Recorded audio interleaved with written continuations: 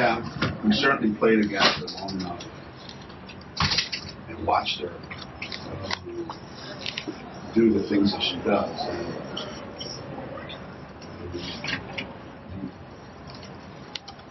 you have to get a little bit of help when you find a player like that, because if you crowd her too much, then she gets in the lane and then ends up getting a bucket and free throws. If you play off too much, she's a good enough three-point shooter that she can make just enough of those. And the thing about Maddie that's really, really difficult is she's kind of relentless when the ball's up on the glass. So when she shoots it, most players relax now. Okay, I got my player to take a bad shot. They turn around and go like this. She's back on the rim with the ball like before the other kid even realizes it. So there's a lot you have to do. And we just took our chances. We said, we're not going to help off of her. Keep a body on her as close to her as possible the entire game, and whatever she gets, but it can't be easy.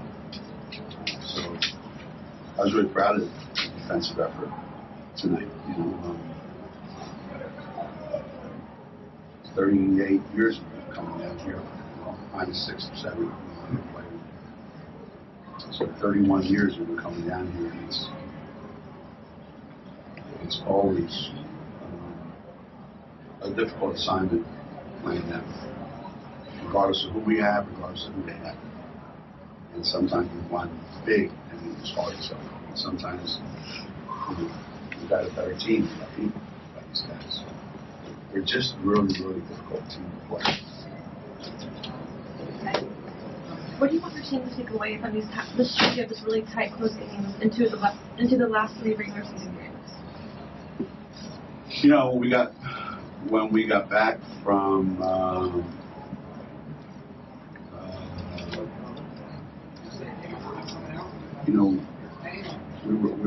we were not 100% mentally or physically. So the Marquette game, then right Georgetown, and then Creighton, and then Villanova. You're not going to get any easy games anymore. We don't have enough offense to just roll in here and say, okay, we're going to score 80. We just don't have it. So we know it's going to be a close game.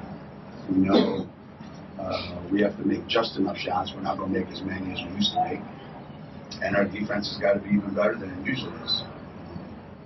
So all of these things down the road in March are going to really come in handy. We're not the brightest team on the coach. I hate to say. And I tell them this all the time. We're not the brightest team on the coach. But we got a bunch of really tough kids. Dorcas Spring and go to state practice at 37 years.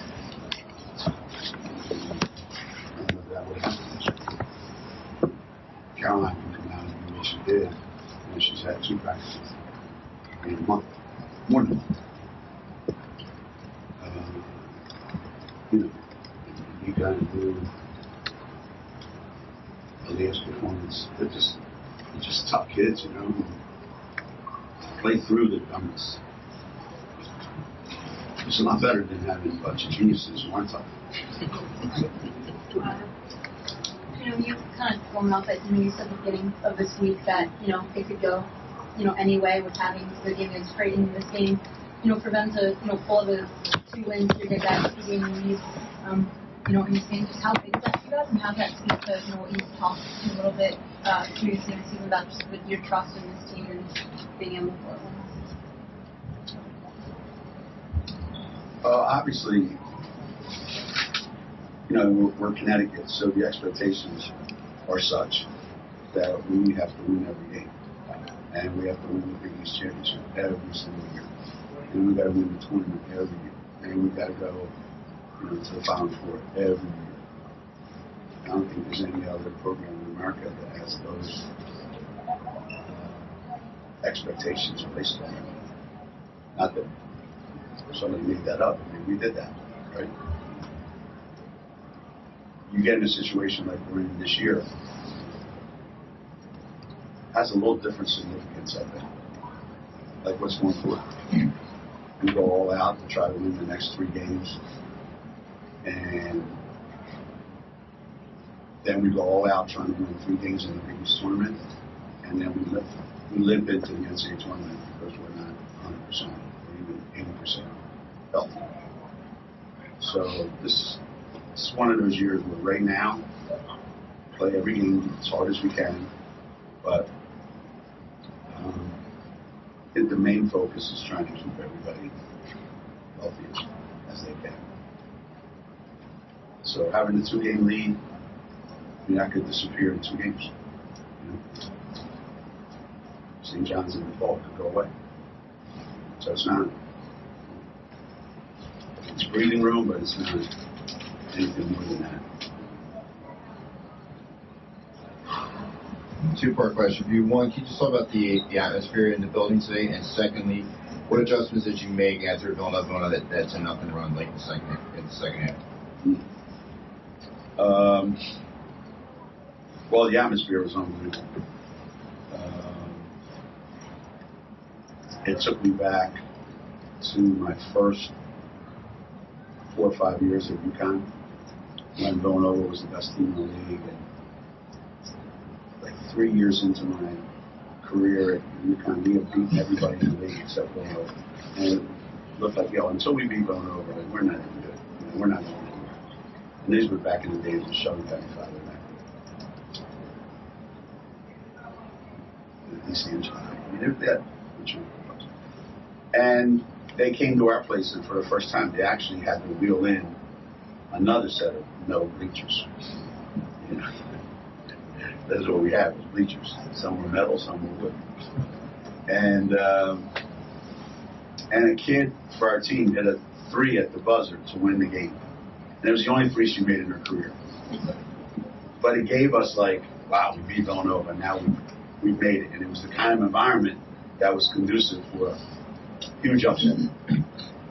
Not that it's 100% that way, but this environment was conducive for Villanova's kids to feel like we should be the favorites in this game. We're home, we're a really good team, and we beat them last year. We played them tough at their place. I think if we had come down here and it'd be like 1,000 people, 2,000 people in the stands, I think their kids would have been disappointed, and rightly so. They're a hell of a team, and they're going to be a hell of a team for a long, long time. So when we got up 10, whatever it was, and 11, and then they scored 10 straight, it's not going to go from 11 to 20. Somebody makes a 3, another kid backs in a 3, and things start to happen.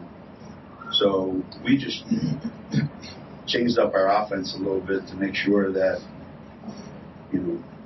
we got the ball in loose hands more, and then our kids just made some plays. It's not like we invented anything.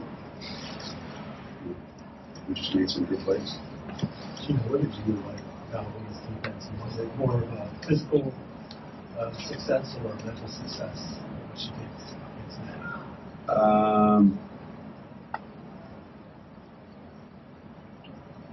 I think you have to be physical, because she's a physical player. So you've got to match that. And Aaliyah is probably the only one on the team that can match that physicality. And then you have to be quick enough. And I think Aaliyah is. And then you got to make her work for everything that she gets. So today, we switched a lot, so we ended up sometimes with, Aubrey or Dorco on her, but as long as she was working hard for everything she got, I felt like we were doing our part. And then we needed some help from her to miss some shots.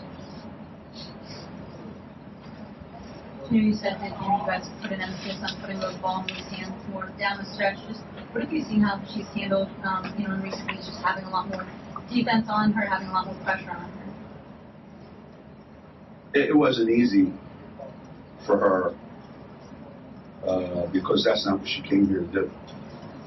You know, she came here to hang out. Paige, we got Easy, we got Caroline, got the fourth worst defender, Barty me. You know, I'm like dying and going to heaven. You know, 4 years at Fairfield where, you know, she's got to make every shot for them to win. And then halfway through the season, they say, look, I'm really sorry, man, but this is your last 4 years all over again. I apologize. And, you know, it took its toll a little bit. You know, she wore down. And when you're a shooter, you know, and you get tired, you start to force a couple things maybe. And she started to lose her confidence a little bit. And, you know, they're going to come out of it when they're good enough. So you just had to wait it out. And I think Lou has played one bad game since she's been here. So for somebody who just came into our program in June, I think she's been absolutely remarkable. I mean, I know we're missing a lot of good players, but if we didn't have Lou, I hate to think of where we would be. First, is Caroline all right after taking that shot? And then Nika picked up that third foul pretty early in the first half. Why'd you decide to stick with her in there? I was punishing her. Like she punishes me. I thought this is where she's going to grow up a little bit today. She plays on so much emotion and energy and, you know, toughness that she thinks she can out-tough any situation. And getting those 3 fouls, I think it forced her to take a deep breath and start to play more strategically rather than just, you know, there's the ball and then you dive on it. There's a guy cutting and then you chuck it. You know? And she got one more and that was late. So learning how to play with fouls is a real art. And I think she grew up a lot tonight in that respect. I think she scored. Did she score? No. She didn't score. No.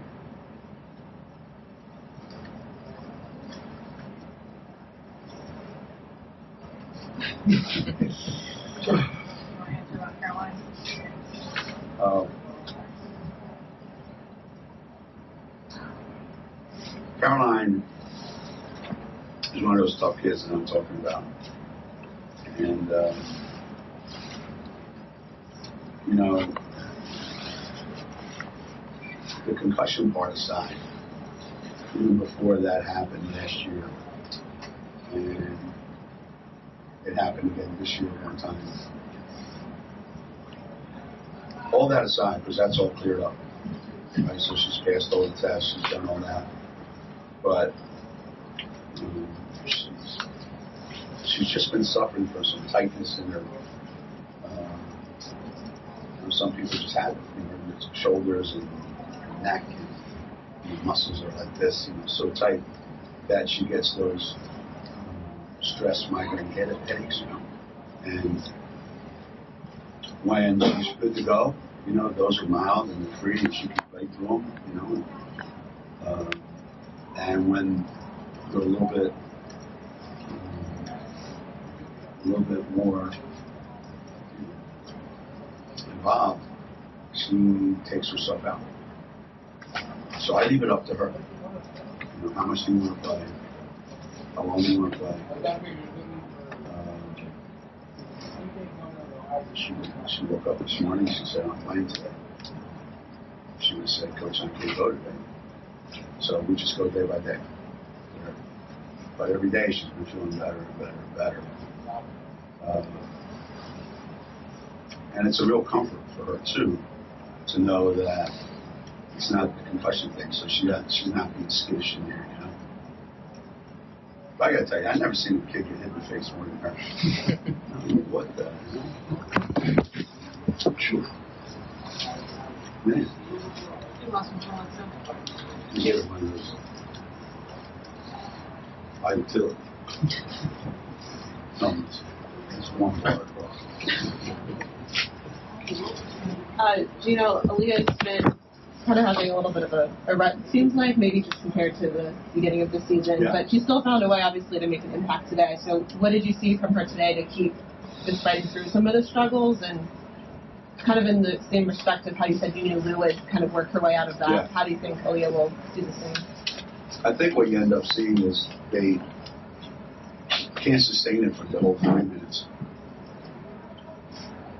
So you're going to see spurts where it's great, and hopefully those spurts are the last 5 minutes of the game, like they were today. But to get expected for 4 minutes is probably not possible going through the season like this. And she stayed with it the whole time. You know, her confidence has never wavered.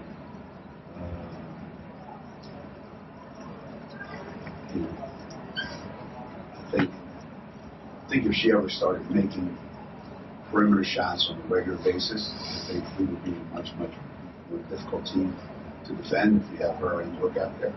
You know? So I think that's her next step. But defensively, rebounding wise, you know, she hasn't changed much.